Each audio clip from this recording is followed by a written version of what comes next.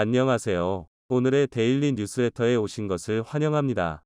1. 중국의 비열한 도발. 2. 한국의 무서운 보복. 3. 서해의 기지 건설을 추진한다. 한번 진실을 알아봅시다. 바다는 국제적인 무역과 안전에 중요한 역할을 합니다. 따라서 해상 지역의 안전을 유지하고 국가의 국방을 보호하기 위해 군사적인 기지가 필수적입니다. 해상 군사 기지는 다양한 임무를 수행하는 데 사용됩니다. 군함과 잠수함은 해상 군사 기지에서 수리, 보급 및 임무 준비를 할 수 있습니다. 이것은 전투력을 유지하고 급박한 상황에서 신속하게 대응할 수 있는 중요한 역할을 합니다. 또한 해상 군사 기지는 군사작전의 기반을 제공합니다. 군사작전을 실행하고 통제하기 위한 통신 및 정보 시스템을 호스팅하며 작전 관리 및 작전 지원 활동을 수행하는 중요한 장소입니다. 또한 국가의 국방 능력을 확보하고 연습하기 위한 훈련 기지로서의 역할도 중요합니다.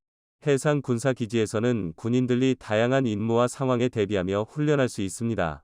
해상 군사 기지는 국가의 주권과 영토를 보호하는 데 중요한 역할을 합니다.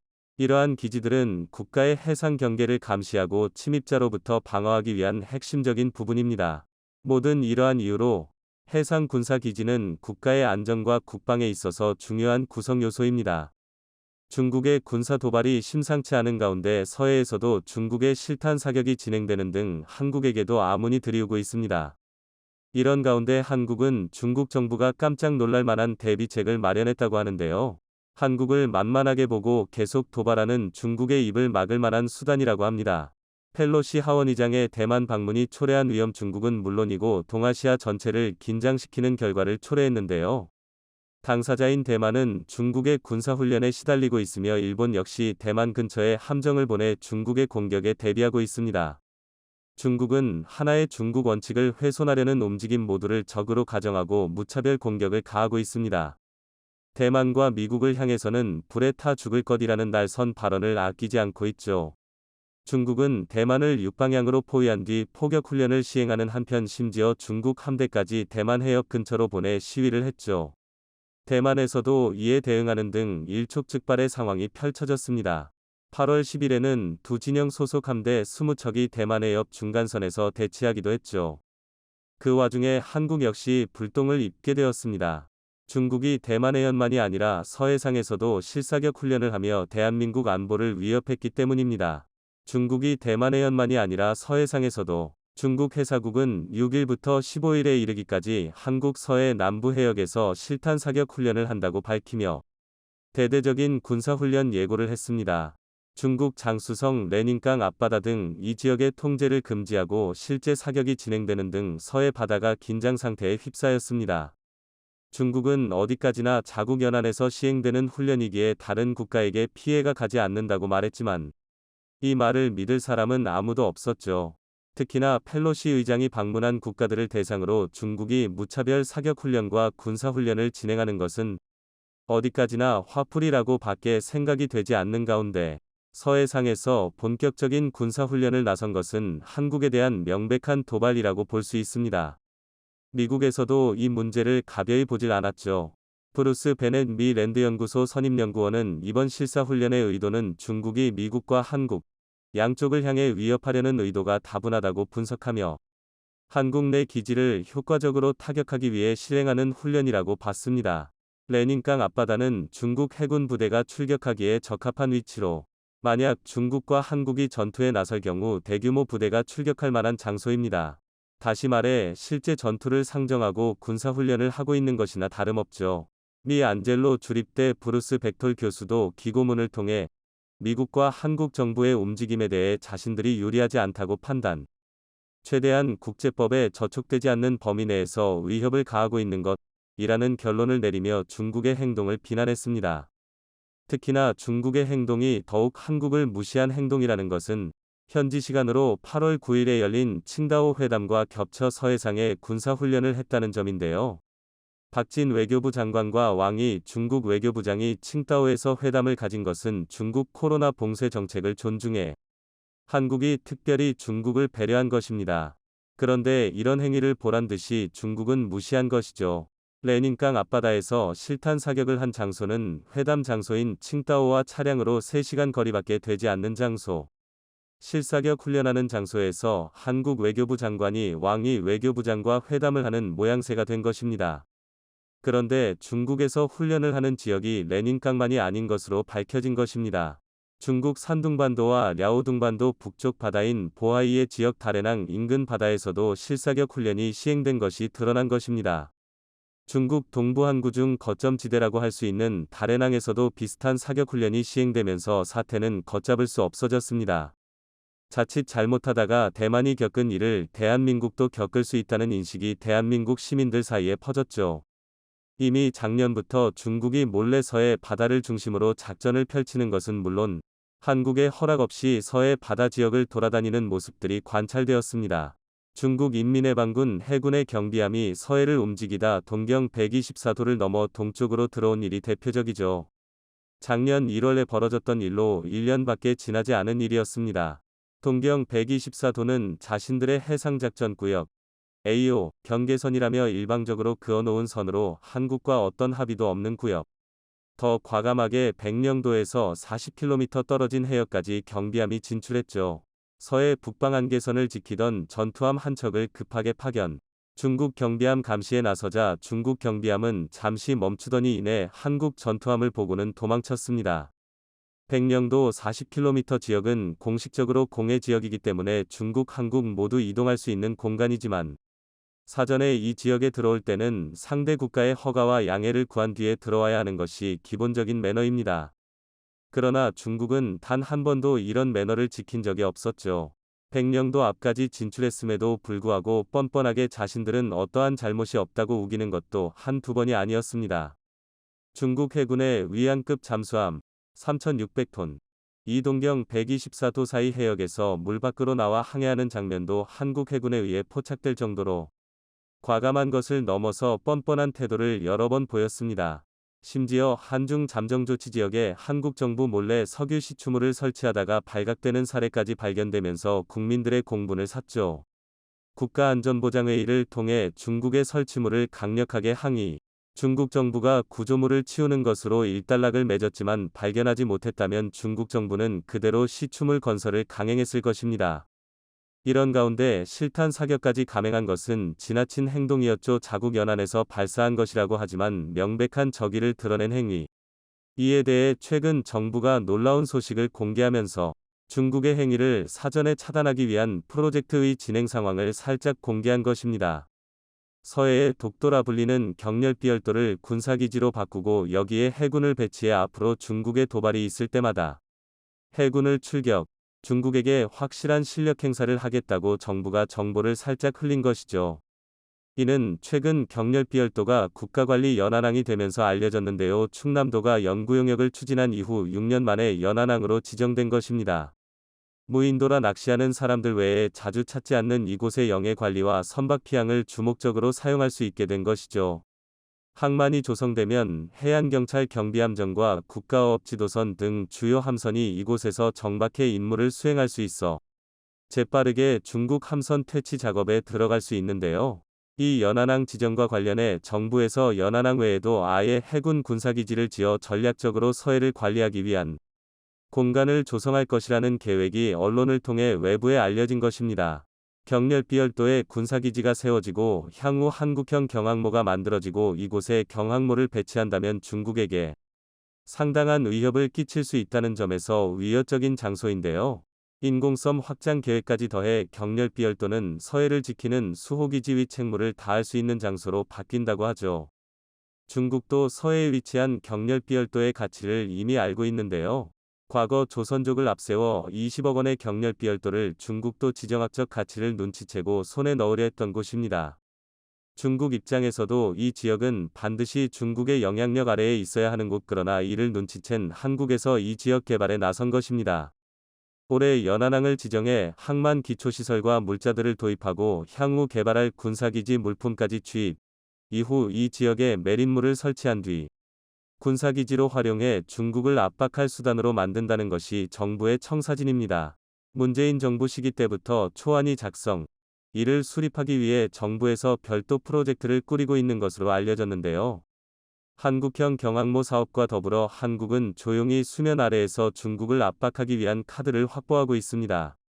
중국은 이 소식에 즉각 반발하며 한국 때문에 군비 경쟁이 가속화될 것이라며 되레 한국을 비난했습니다.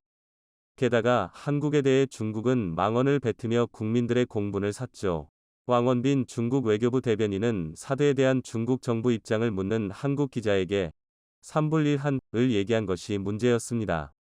대외적으로 사드 문제와 관련해 한국 정부가 사드를 추가하지 않고 미국의 MD 시스템 도입을 거부, 한미일 군사동맹을 참가하지 않는 것은 물론 사드 운용 제한까지 약속해 3분의 1을 중국에게 지난 정권 때 약속한 것으로 알고 있다는 발언을 한 것인데요.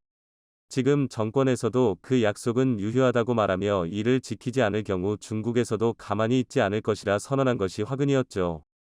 뻔뻔한 중국의 태도에 한국은 그런 일이 없다고 맞대응하며 중국의 망언을 되받아치는 등 강경한 모습을 보였는데요. 말만 그렇게 그치는 것이 아니라 중국의 공격을 상정해 대응까지 준비하는 등 격렬비열도 군사기지화 작업을 서두르고 있습니다. 또한 제러미 퀸 영국 국방부 획득 차관과 신범철 국방부 차관이 최근 양자회담을 통해 방산 및 국방과학기술 분야 협력을 논의했는데요.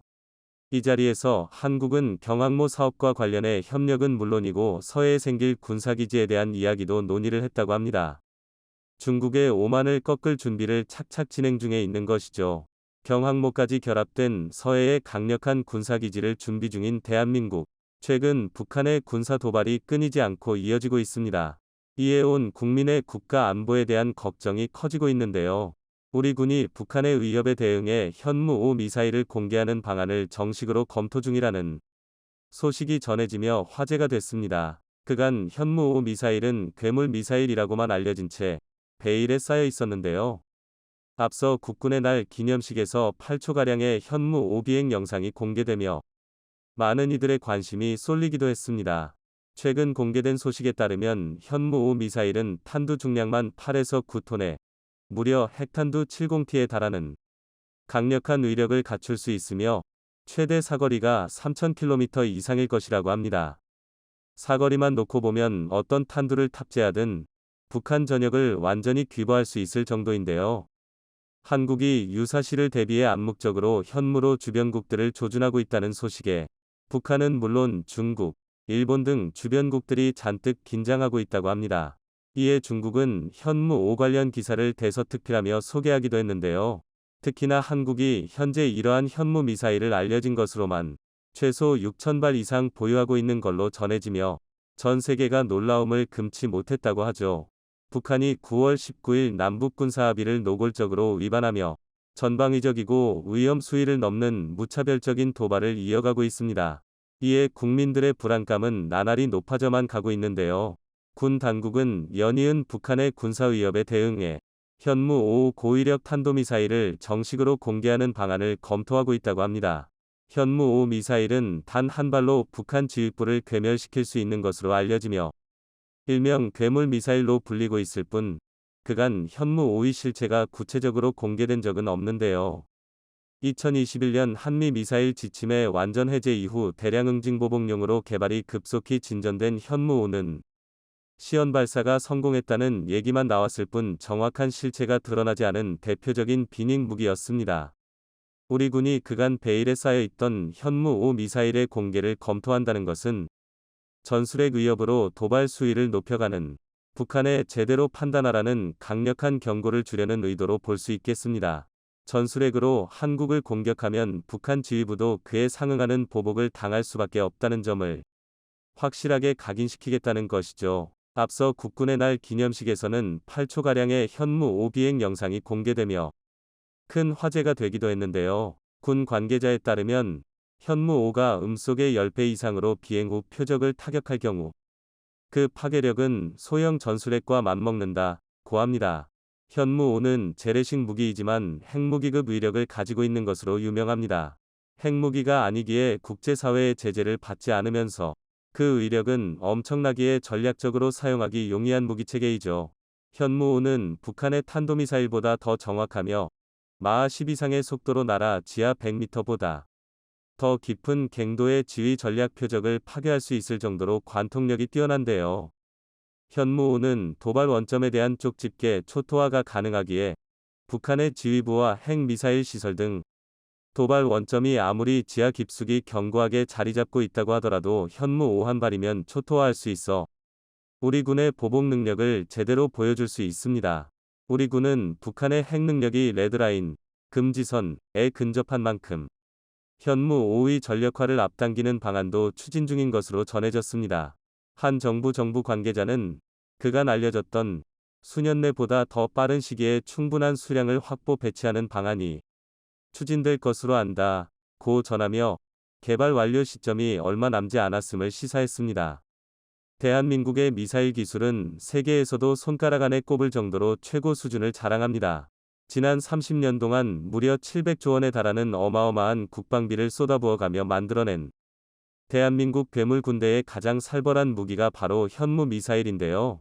한국형 유도탄인 현무 시리즈 중 현무1은 역사 속으로 사라지고 탄도미사일인 현무2와 순항미사일인 현무3가 실전 배치돼 있습니다. 현무4부터는 아직도 베일에 가려 있는데 탄도미사일인 현무4는 2017년 미국이 한국의 미사일 탄두 중량 제한을 해제한 이후 개발이 시작된 것으로 알려져 있습니다. 괴물 미사일 현무5는 탄두 중량이 무려 8에서 9T에 달하는 것으로 알려져 있는데요. 한미 미사일 지침이 해제될 때까지 한국이 개발하는 미사일은 사거리 제한에 묶여 있었기 때문에 폭발력을 극대화하기 위해 탄두 중량을 늘리는 데 집중해 왔습니다. 그렇게 쌓은 노하우로 현무5의 탄두 중량을 현무4보다도 3배 이상 늘릴 수 있었던 것이죠. 재래식 무기의 폭발력 최대치는 10T 정도이기에 탄두 중량 8에서 9T이면 세계 최대급 위력입니다. 전술핵 무기에는 미치지 못하지만 수십 개를 동시에 터뜨리면 핵과 맞먹는 폭발력을 지니게 되는데요.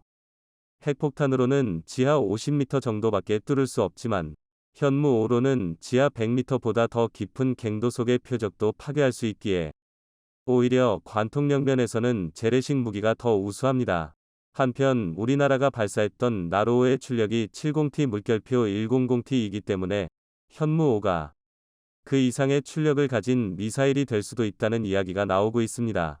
이는 의성 발사용 우주 로켓과 대륙간 탄도미사일의 원리가 크게 다르지 않기 때문인데요. 그에 따라 많은 이들이 누리호 발사를 ICBM 기술 확보와 동일선상에 놓고 보기도 합니다. 누리호가 발사될 당시만 해도 한미 미사일 지침 때문에 우리나라에서 개발한 우주 발사체에 고체 연료 추진 체계를 적용할 수 없었으나 2021년 5월부로 한미 미사일 지침이 종료되면서 고체 연료 추진 체계 적용이 가능해졌습니다. 액체 로켓의 경우 발사 전에 연료를 주입해야 하지만 고체 연료를 사용한 로켓은 따로 주입할 필요가 없기 때문에 사일로 등에 오랜 기간 배치해 놓을 수 있죠. 최근 한국항공우주연구원과 국방과학연구소는 고체 추진 우주 발사체의 성능 검증을 위한 첫 번째 시험 발사에 성공했는데요. ICBM과 기술적으로 동일한 한국형 고체 연료 발사체 시험 발사에 성공함으로써 대한민국의 미사일 기술력을 보여줬습니다. 그에 따라 일각에서는 현무5가 무려 핵탄두 70T에 달하는 강력한 위력을 갖출 수 있을 것이라는 예상이 제기되고 있습니다. 또한 현무5는 한미 미사일 지침이 해제된 후 개발됐기 때문에 사거리가 800km로 제한돼 있던 현무4 탄도미사일과는 달리 그 사거리에 제한이 없어졌는데요. 현무5의 탄두 중량을 줄일 경우 3000km 이상까지도 날릴 수 있을 것으로 추정되고 있습니다. 한국이 3000km에 달하는 최대 사거리를 자랑하는 현무5를 보유한 채 유사시를 대비해 암묵적으로 주변국들을 조준하고 있다는 소식에 북한은 물론 중국, 일본 등 주변국으로서는 크게 신경이 쓰일 수밖에 없는데요. 특히나 중국은 최근 한국의 현무5 관련 기사를 대서특필하며 소개하기도 했습니다. 매체는 최근 몇 년 동안 한국은 첨단 미사일 무기 연구 개발에 점점 더 많은 관심을 기울이고 있다며 한국이 공개한 최초의 중거리 고성능 탄도미사일 현무5를 소개했습니다. 괴물 미사일 현무5가 핵무기와 맞먹는다며 한반도와 주변 지역에 어떤 영향을 미칠지 우려된다고 우려의 시선을 제기했는데요. 현무5가 북한의 미사일 사일로와 포병부대에 위협이 될 수 있을 뿐만 아니라 주변국들의 대해서도 큰 영향을 미칠 것이라 걱정의 목소리를 높였습니다. 특히나 한국이 현재 이러한 현무미사일을 알려진 것으로만 최소 6,000발 이상 보유하고 있는 걸로 전해지며 전 세계가 충격에 빠졌다고 합니다. 우리 군은 공식적으로 알려진 것만 총 6,000발 넘는 미사일을 보유하고 있으며 포탄 보유량은 무려 800만 발이 넘는 것으로 알려져 있습니다. 그에 머무르지 않고 국방부는 현무 미사일 수량을 대폭 확충하겠다는 새로운 계획을 발표했는데요. 차세대 탄도 미사일 개발을 위해 로켓기술연구원을 추가로 신설하고 국방과학연구소와 함께 현무 미사일의 성능 개량에 박차를 가하고 있습니다. 또한 새로운 미사일의 성능을 정확도와 속도, 파괴력 등 모든 면에서 최대치로 고도화할 계획임을 밝혔습니다. 그에 따라 현무 미사일의 생산 라인 증설도 이어지고 있는데요. 과거 한국이 개발했던 현무 미사일은 지상 발사만 가능했던 제한적인 미사일 플랫폼을 가지고 있었지만 2022년 현재 한국의 현무 미사일은 육군과 해군, 공군이 동시 운용하게 될 만능형 미사일 플랫폼을 갖추게 되었습니다.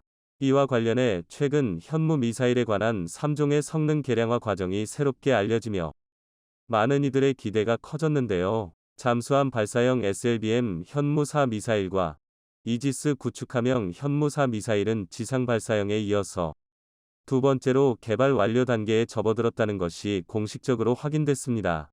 여기에 가장 최근 개발이 시작된 KF-21 전투기 장착형 소형화 현무4 미사일까지 현무 미사일 3종에 포함되었습니다. 일각에선 지상에서 발사하는 현무 미사일뿐만 아니라 바다와 공중에서 발사하는 현무 미사일 역시 유사시 충분히 핵무기 전환이 가능할 것으로 예상되며 한국의 국방력에 대한 기대가 커지고 있는데요. 무엇보다 한국이 지속적인 기술력 습득으로 인해 북한은 물론 중국과 일본 전역을 겨냥할 수 있는 사거리 3,000km 이상의 대형 탄도미사일을 갖추는 데 성공했다는 사실에 온 국민이 조금이나마 안심하고 지낼 수 있을 것 같습니다. 그 보유 소식만으로 계속해서 한반도를 위협하는 주적인 북한과 중국, 일본의 강력한 경고가 될 것 같은데요. 주변국들이 한국에게는 함부로 건들면 순식간에 적국을 초토화시킬 만한 강력한 무기를 대한민국의 수적 주력 K1 전차가 위험합니다. 1984년 개발 완료, 1987년 실전 배치를 끝낸 만큼 초기 양산분에 심각한 노후화 문제가 발생한 건데요. 그렇다고 K1이 후기 개량형민 K1A 1호 초기 양산분을 전부 개수할 수도 없었습니다. 사실 K1A2에는 심각한 문제가 있었기 때문인데요. 바로 우리 군의 고질적인 문제점, 예산 부족입니다. 그도 그럴 게 K1과 K1A2는 완전히 다른 전차라고 불러도 과언이 아닙니다. 실제로 서방 무기체계 표준으로 구분하면 K1은 3세대, K1A2는 3.5세대에 해당하는데요. K1A2에 이르러서는 K2 흑표 수준으로 화력, 내부 전자장비 등이 업그레이드된 덕입니다. 이 정도면 명실상부 대한민국의 창끝 전력으로 손색이 없는데요. 하지만 좋은 장비에는 그만큼 많은 예산이 투입되기 마련입니다. 예산상 모든 K1을 개량하는 건 무리였습니다. 명분도 문제였는데요. 사실상 484대의 K1A1, A2에 260여 대의 K2 흑표만 더해도 한국은 이미 미국, 러시아를 제외한 세계 최대 3.5세대 전차 보유국 중 하나입니다. 물론 중국이 숨기고 있는 실제 3.5세대 전차 보유량이나 인도의 T-90S를 어떻게 분류하느냐에 따라 순위가 뒤바뀔 수는 있으나 어찌되었든 한국은 세계에서 손꼽을 정도로 많은 양의 3.5세대 전차를 보유하고 있다는 사실은 변하지 않습니다. 그런데 이런 상황에서 나머지 1000대에 달하는 K1까지 K1A2로 업그레이드하는 건 무리가 있었는데요. 결국 우리 군은 K1A1 단계를 건너뛰고 K1A2의 전자장비를 그대로 K1에 이식하게 되었는데요. 당장의 화력은 K1A2, K2 흑표보다는 떨어져도 동시에 같은 작전을 수행할 수 있도록 내부 장비를 현대화하기로 결정한 것입니다. 바로 K1이 성능 개량형 전차 K1E1입니다. 그러니까 K1E1은 일종의 땜빵이었던 건데요. 그러나 이건 어디까지나 이론상의 결과였습니다. 막상 K1E1을 만들고 나니 상상도 못했던 곳에서 의외의 효과를 발휘하기 시작한 건데요. 오늘은 대한민국 기갑 전력의 핵심 K1 전차의 현재와 미래에 대해 알려드리겠습니다. 많은 분이 K1 전차의 계보에 대해 헷갈려들 하실 겁니다. 아마 한국 무기체계 중 가장 족보가 복잡한 무기체계가 아닐까 싶은데요. 간단히 정리하자면 K1A1은 K19 기존 단점을 보완하고 성능을 업그레이드해 새롭게 탈바꿈한 전차입니다. 그리고 K1A2는 여기서 내부 전자장비를 현대화하면서 내실을 다졌는데요. 한마디로 정리하자면 K1A2는 K1을 기반으로 한 새로운 전차라고 할 수 있습니다. 반면 K1A1은 노후한 K1을 창정비를 통해 신품급 장비로 고치고 동시에 K1A2의 전자장비를 대거 탑재한 성능 개량 타입입니다. 즉 겉껍데기는 크게 바뀐 게 없어 보여도 알맹이는 전혀 다른 전차인 셈입니다. 보다 알기 쉽게 자동차의 비유를 들면 K1A2가 풀체인지라면 K1A1은 페이스리프트쯤인데요. 또 한 가지 결정적인 차이는 K1A1은 105mm 주포를 그대로 유지했다는 점입니다. 여기서 지난 영상을 시청하신 분들이라면 한 가지 의문이 생길 수밖에 없는데요. 고작 105mm로 북한이나 중국의 전차를 상대하는 게 가능하냐는 것입니다. 같은 이유로 K1A10i 120mm로 업건을 선택한 걸 감안하면 충분히 생길 만한 의문인데요. 그러나 K1210i 105mm 주포를 선택한 데에는 이런 걱정이 무색할 정도로 결정적인 이유가 있습니다.